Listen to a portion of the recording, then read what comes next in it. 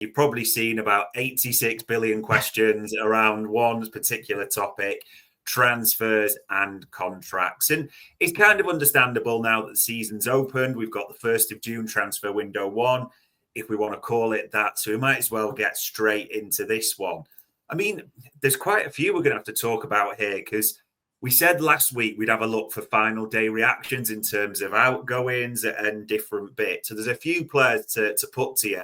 Let's call them the criers, but maybe in a good way. Chiesa was in tears when his song was being sung, and Harvey Elliott was in a fair bit of tears.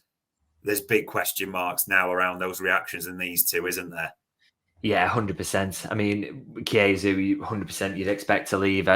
He's going to want to go to play more football elsewhere, and there will be interest in him from Italy. I mean, I was told, there was suggestions a couple of weeks ago, wasn't there, that Napoli were advanced. I don't think at that point it was advanced. Maybe they will come for him, but it wasn't quite there around a week ago or so. So we'll see, but there will be interest from Italy. I'd be amazed if there's not.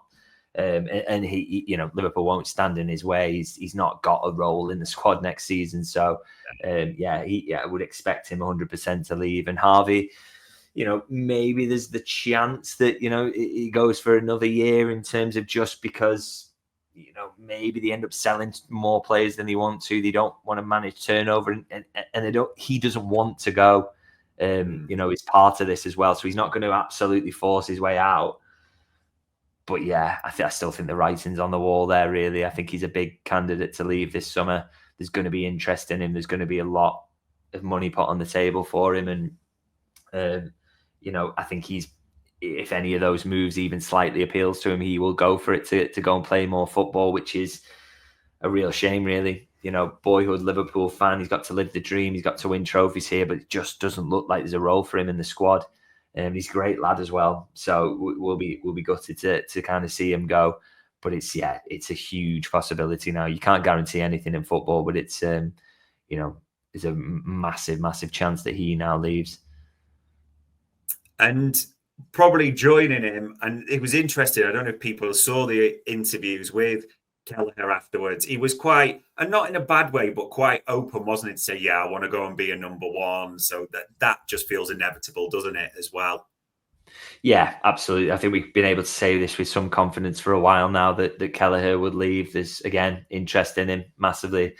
He wants to go. Liverpool won't stand in his way outside of just getting a fairly decent fee. So he's got a lot of suitors. So yeah, and he changed agents in February, I think. So that's all very much in preparation for making sure he gets his move this summer. So I do expect Kelleher will go. And Liverpool are kind of sorted in that regard already, aren't they? They've got Alisson, Mamadashvili's coming in. So they're pretty well stocked in the goalkeeper department. So all the ingredients are there for him to move on this summer.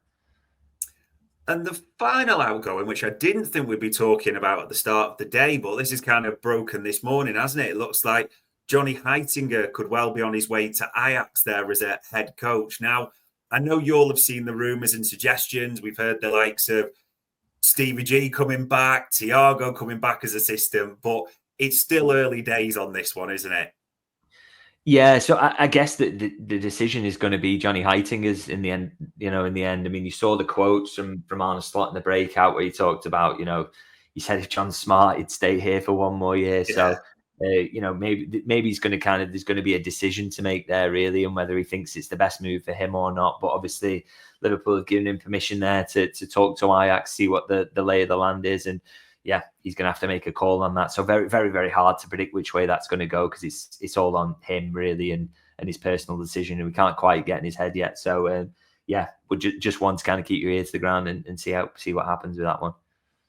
Yeah, you do fancy it. If he makes that call, it will move quite quickly from there. So we'll see what develops on that. And before we get into the incomings, again, there's no sort of wiggle room on this. You'll have seen Arne Slot saying, we've got loads of plans for the summer. And Virgil van Dijk's upgraded from big to a massive summer. So they're queuing themselves up for a good beating if they don't deliver a big, quote, massive summer, aren't they? Yeah, I mean, the thing is, kind of everyone around it has been saying this for quite a while now. Really, is that a lot's going to happen, and you can just see it. I mean, they've already got half of these stitched up. To be honest, that's half the deals, and then obviously there's going to be more exits as well, which will facilitate more business. So you can see a lot of ins and a lot of outs going on at Liverpool this summer. So I don't think they're over promising to under deliver here. I think a lot of this is actually going to happen. So it's it's going to be a mad one, really. And we know Frimpong, we're just waiting for that to be announced. We've been talking about that before, but this is the one that everyone's waiting with bated breath on, aren't they? Florian Wirtz, almost again similar to anything else. Everyone's just waiting for that Ornstein bomber or whatever it is to drop. We're just waiting for that to be confirmed, agreed, and we move forward from there, aren't we? Yeah, so as far as we're aware at the moment, just talks are ongoing. Obviously, the massive thing here is that Wirtz has kind of given his word to Liverpool, and that's the club he wants to join. And Liverpool are going into this with their eyes wide open in terms of what the fee would be around. So it's just, getting the details nailed down in terms of what the fee looks like, in terms of how much is guaranteed, how much is add-ons, how are those add-ons triggered. All those elements of the deal are being thrashed out at the moment. But, it can come at any moment that they reach full agreement. And I think all parties are kind of working as quickly as they can to get this done. So confidence it will get done, and hopefully it'll be as soon as possible so we can talk about where he fits in and get really excited about the idea of him being in a Liverpool shirt.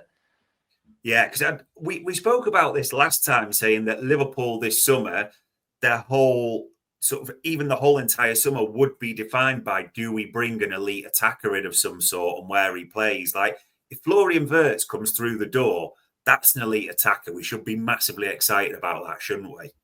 Yeah, definitely. We're definitely talking about one of the best young players in the world here. I mean, he's only 22, and the numbers he puts up, his underlying numbers are incredible. And just watch him. Like, he's really, really good at football. Yeah. So, very, very exciting that they could sign a player of that profile. Arguably, is it the highest profile signing in the Premier League era for Liverpool? I would say absolutely yes. So, it's great that they're in a position to make that signing, that they've been able to sell it to him, and he's thought this is the place to be. And I'll tell you what won't hurt really is seeing the scenes against Tottenham, the scenes at the parade and the trophy lift after Palace as well. So it's interesting really, because the reporting's been, hasn't it, that he made his decision around kind of mid-May or whatever. So they've seen what happened at the Tottenham game, and they've seen all the kind of celebrations there, and he played at Anfield already this season and seeing that, so that obviously helped. So but at the basis of this is that he is elite level. You always question whether he can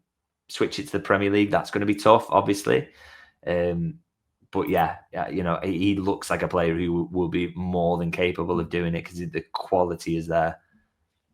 And people are debating in the chat panel already, is he going to come from the left side? Is he going to be almost a false nine like Bobby? And while we're talking about attackers, I mean, this one is it's not a new name, but it's a name back in the mix, it's fair to say, isn't it? Hugo Ekitike, Antra Frankfurt forward, French. We've almost talked about this, and almost it got dismissed for a while, but now from today, it's back in the mix. Do you think there's a possibility with this one, or do you think it's a recycling of old news? No, I think there's definitely a possibility, in the sense that, kind of any striker of that age and, who's putting up decent numbers in the Bundesliga, which he definitely is, they'd be on the radar. Wonder whether, there's always an aspect, isn't there, of maybe agents trying to hurry other clubs along or whatever. But I think Liverpool might be in the mix. I've not had anything concrete in terms of them pushing right now as things stand. So, we will just kind of have to keep an eye on that, really. It's one report at the moment, isn't it? It's not really kind of accelerated to anything bigger than that. So we will kind of just have to see with that. I've not had any kind of clear indication on that, but I think you'd be very silly to rule him out at this point, because, like I say, young striker, a lot of potential, good numbers, good underlying numbers in a strong league, obviously in the Bundesliga. So, I'd just say keep an eye on that one for the moment. But as I say, nothing concrete on my side of things that I've heard really, but we'll see. And the other name, which is pretty prominent at the moment, Milos Kirkez. I mean, there's been quite a few reports that we are in talks with him, that we've got a deal with the player. It's a name we've sort of talked about at length. Are we expecting something to really happen with this soon, though, like Wirtz and the others? Yeah, it seems to be accelerating. I mean, they pretty much look like they've got an agreement on the player side in terms of all that part of thing. It's just about what happens with obviously the club to club talks or whatever. Now, again, not had any confirmation that they're directly in negotiations at the moment. I mean, I'm pretty sure they'll be quite busy with the Florian Wirtz stuff at the moment. But I think, again, all the ingredients are there for that one to move quickly if they want to. I mean, it's just a case of, like I said, players got full buy-in. He's absolutely wants to join Liverpool. There's no question there. It's just about whether you can agree that fee with Bournemouth. So, there is competition there. Other clubs are interested in him. So Liverpool might have to kind of move quickly, but they're moving quickly with a lot of stuff at the moment. Yeah. So, we'll see what happens with that. I've not had anything in terms of direct club-to-club talks just yet. But obviously, he's very, very high up on the list and they like him and the players got full buy-in to the move. So it's one of those that can just go, all of a sudden they're there and it's pretty close. So, I mean, I'm much bigger on that one than I am on Ekitike at the moment in terms of which direction that one's heading in, definitely. Yeah, and I mean, we talked about the 1st of June a bit earlier in this section to say that's when transfer window 1, which we're going to call it, opens. It almost feels like these next days are going to be crazy busy. And by the 1st of June, we'll almost have confirmed incomings and outgoings. It does feel that way, doesn't it? Yeah, and I'm not sure, they didn't need to get it done in that first window, I suppose. But I guess if it's there, you might as well make use of it. And, it's always handy to get your business wrapped up as early as possible because you look to last summer and kind of the idea, well, Liverpool didn't do much in the transfer market. But I mean, how chaotic it was in terms of players coming back from international tournaments and the effect that kind of had on how the summer was played out and the preparations Arne Slot was able to put in place. They obviously want, because they know it's going to be a busy summer, get as many of those players through the door as soon as they possibly can to have them all in place to be there the first day of pre-season, because it's a lot of players you're going to have to bed in. And I think they'll want to, when they start the season, they'll want to maybe make as few changes as possible to the starting 11 on the first couple of games and ease those players in. But equally having them ready and used to the way of working and familiarizing themselves with the teammates as quickly as possible is massively helpful. So that is, that's a huge aim for them really over this summer. So, it's a wise move in my opinion to make full use of that kind of early window.